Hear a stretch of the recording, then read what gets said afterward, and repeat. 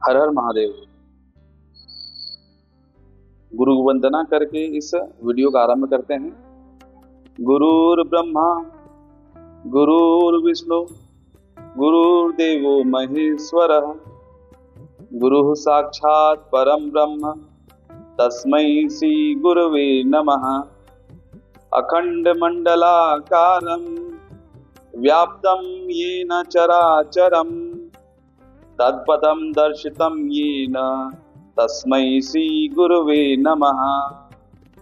चलिए आरंभ करते हैं इस वीडियो को। तो ये चैनल डेडिकेटेड है वास्तुशास्त्र पे और कुछ भाग इसका न्यूमरोलॉजी पे भी है। तो ये वास्तु का पहला वीडियो है जिसमें हम वास्तु के उद्भव की कथा को समझेंगे। तो वास्तु पुरुष वास्तु का आरंभ कैसे हुआ, इसकी एक रोचक कथा सुनेंगे। तो सर्वप्रथम ये पुस्तक हम देख लेते हैं। ये प्रामाणिक शास्त्र है वास्तु का, कई सारे हैं, उनमें से एक ये भी है। तो ये है विश्वकर्म प्रकाश वास्तुशास्त्रम और ये लिखा गया है महर्षि अभय कात्यायन द्वारा। मूल ऋषि इसके इस शास्त्र के हैं महर्षि अभय कात्यायन। तो देखते हैं इसमें कुल कितने अध्याय हैं। इसका मैंने एक दूसरे चैनल वैदिक जीवन चैनल पे इसका वीडियो बना रखा है पुस्तक के बारे में, परंतु ये पुस्तक की विषय वस्तु अंदर जो सामग्री है उस पर अब ये वीडियो चलने वाला है। तो मैं इसका विषय सूची दिखा दूं आपको।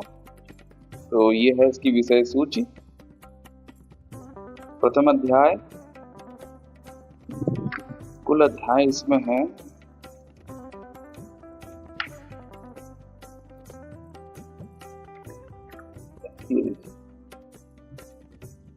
14 अध्याय। तो ये 14 मतलब 14 अध्याय इसमें है।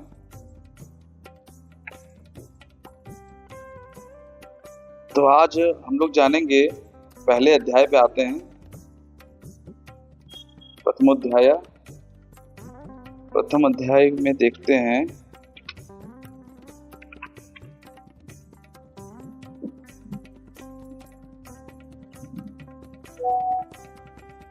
यहाँ से प्रथम अध्याय आरंभ हो रहा है। ये मंगलाचरण। हम जैसा कि बात कर रहे थे इसके उद्भव की कथा को समझने के लिए, तो यहाँ पे आप देख सकते हैं ये है भूमि में वास्तु पुरुष की ऊर्ध्वमुख स्थिति तथा उसके ऊपर देवताओं का निवास। तो ये एक कथा है, कथा के माध्यम से मैं बताता हूँ ये क्या चीज है। ये वास्तु पुरुष का चित्र है। ये ऊर्ध्वमुखी मतलब औंधे मुंह, यानी आप देख सकते हैं पीठ ऊपर साइड में है और इसमें 45 देवता का वास है। इसकी एक रोचक कथा है, मैं आपको बताता हूँ। प्राचीन काल में अंधक दैत्य था, आपने सुना होगा। अंधक एक दैत्य था, उसका वध करने के लिए शिव जी ने विकराल रूप लिया। जब विकराल रूप लिया और अंधक का वध कर रहे थे, तो उसी समय उनके ललाट से, शिव जी के ललाट से स्वेद कण, पसीने की एक बूंद धरती पे गिरी। धरती पे गिरते ही वो जो बूंद थी पसीने की, स्वेद कण जो था वो एक विकराल जीव का रूप धारण कर लिया उसने, उस स्वेद कण ने, पसीने की बूंद ने। और उसी समय उन्होंने अंधकासुर का वध किया था। तो बहुत सारे रक्त के कण, अंधकासुर के रक्त के कण धरती पे गिरे थे। उस जीव ने उस कण का भक्षण किया, उसे खा लिया। परंतु वो रक्त की बूंदें खाने के बाद, उसका भक्षण करने के बाद उसका भूख शांत नहीं हुआ। तो वो जाके शिव जी के पास तप करने लगा, शिव जी के समक्ष बैठ के तप करने लगा। तो उसके उस जीव के तप से शिव जी अति प्रसन्न हुए और उससे वर मांगने को कहा। जैसा कि आपको पता है भोले भंडारी शीघ्र ही अपने भक्तों को वरदान दे देते हैं, वैसे ही तो उस जीव ने शिव जी से मांगा, मुझे तीनों लोगों को ग्रस लेने की सामर्थ्य उत्पन्न हो जाए। तो शिव जी ने एवं अस्तु बोल दिया, एवं अस्तु, ऐसा ही हो। तब वह प्राणी अपने विशाल शरीर के साथ ऊर्ध्वमुख होकर पृथ्वी पर गिर पड़ा। तो ऊर्ध्वमुख मतलब औंधे मुंह वो धरती पे विशाल शरीर के साथ गिर गया। आप देख सकते हैं यहाँ पे वो चित्र है, ऊर्ध्वमुख यानी मुख नीचे की तरफ है, धरती के साइड है, ऊपर में पीठ है, गिर पड़ा। तो इससे देवता तो भयभीत हुए हैं, असुर भी भयभीत, दानव भी भयभीत हो गए इस जीव को देख के, इसकी विशाल का विकराल रूप को। इसका बहुत ही विकराल मुख था, बहुत ही भयंकर रूप था इसका। तो असुर दानव भी देख के इससे भयभीत हो। तो देवों ने और दानवों ने मिलकर इस जीव को, जब ये औंधे में पड़ा हुआ था, इस पे सारे देवता और दानव इस पे बैठ गए, बैठ के इसे दबा लिया कि ये उठ ना पाए। चारों तरफ से काबू करने के लिए, कंट्रोल करने के लिए इस दैत्य को, विकराल दैत्य को उसके ऊपर बैठ गए। और बैठने के बाद वो देवता वो हटे नहीं, वहां निवास करने लगे। इसी कारण से वास्तु पुरुष वहां पे वास करने के कारण, उस पुरुष के ऊपर वास करने के कारण वह विकराल जीव वास्तु पुरुष कहलाया। जब सारे देवता दानव उस पर बैठ गए, उसने सभी देवों से प्रार्थना की, हे देवगणों, आप सब लोग मेरी जीविका का प्रबंध करें। अब उसने देवताओं से ये आग्रह किया, प्रार्थना किया कि आप लोग मेरे ऊपर वास कर रहे हैं और मेरी भोजन की व्यवस्था करें, क्योंकि वो तो अब कर नहीं पाएगा, वो हिल नहीं पाएगा वहां से। तो इस प्रकार से वास्तु पुरुष ऐसी प्रार्थना करने लगा उनकी जीविका का प्रबंधन करने के लिए, उसकी जीविका का प्रबंधन करने के लिए। तो देवताओं ने कहा, वास्तु के प्रसंग में जो बलिदान होगा वह तुम्हारा होगा, वैश्वदेव के अंत में जो आहार भेंट किया जाएगा वह तुम्हारा होगा, वास्तु शांत्यर्थ जो यज्ञ किया जाएगा, अगर कोई यज्ञ करता है वास्तु शांति के लिए, तो जो उसमें आहार मिलेगा वह इसका होगा, वास्तु पुरुष का होगा। यज्ञ एवं मांगलिक कार्यों में किए गए बलि से तुम्हें आहार मिलेगा। जो भी यज्ञ हवन पूजा होता है उसमें जो आहार मिलता है उसमें से उसको भोग मिलेगा, उस वास्तु पुरुष को। इम्पोर्टेंट बात यहाँ पे देखिए, ये लाइन, जो अज्ञान से या ज्ञान से वास्तु पूजा नहीं करेंगे वे भी तुम्हारे आहार होंगे। ये सबसे बड़ी समस्या है इस वर्तमान युग की। जो अज्ञान से या ज्ञान से, अज्ञान भी आपको पता नहीं है, तो ऐसा नहीं कि आपको पता नहीं है तो आप बच जाएंगे, आप मुक्त हो जाएंगे, इससे नहीं। अज्ञान से या ज्ञान से वास्तु पूजा नहीं करेंगे वो भी तुम्हारा आहार होगा।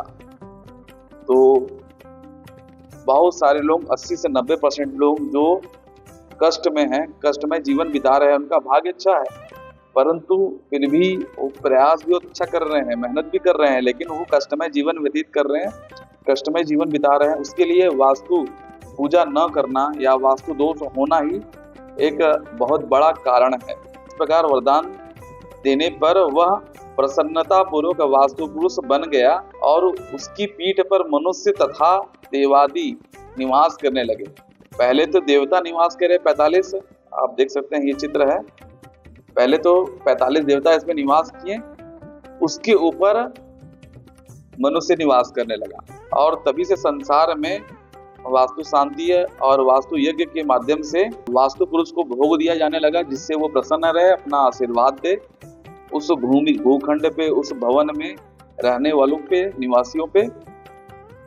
और जो नहीं करेगा पूजा, जो शांति यज्ञ नहीं करेगा, वास्तु यज्ञ नहीं करेगा, वास्तु शांति पूजन नहीं करेगा, उसके जीवन में कष्ट ही कष्ट है और वास्तु पुरुष उन्हीं लोगों को ग्रसता है।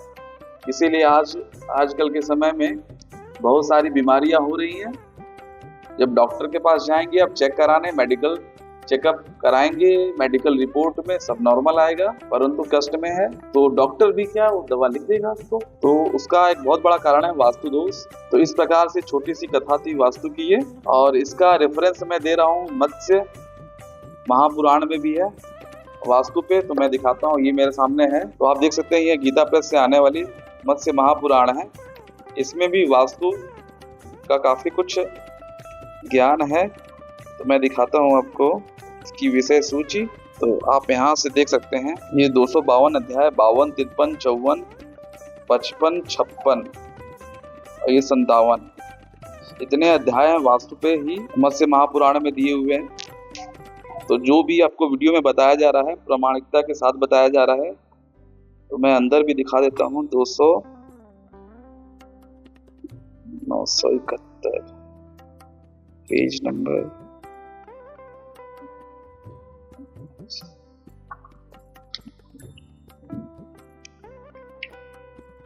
तो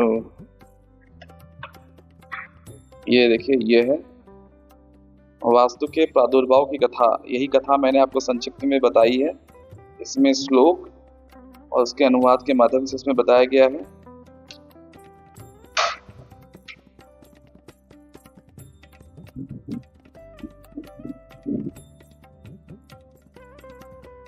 इसके बाद ये देखिए वास्तु चक्र का वर्णन। तो जल्दी मैं वास्तु चक्र पे भी वीडियो बनाऊंगा इस प्रकार से। इसमें आगे के जो अध्याय हैं वो है वास्तुशास्त्र के अंतर्गत राज प्रासाद आदि की निर्माण विधि।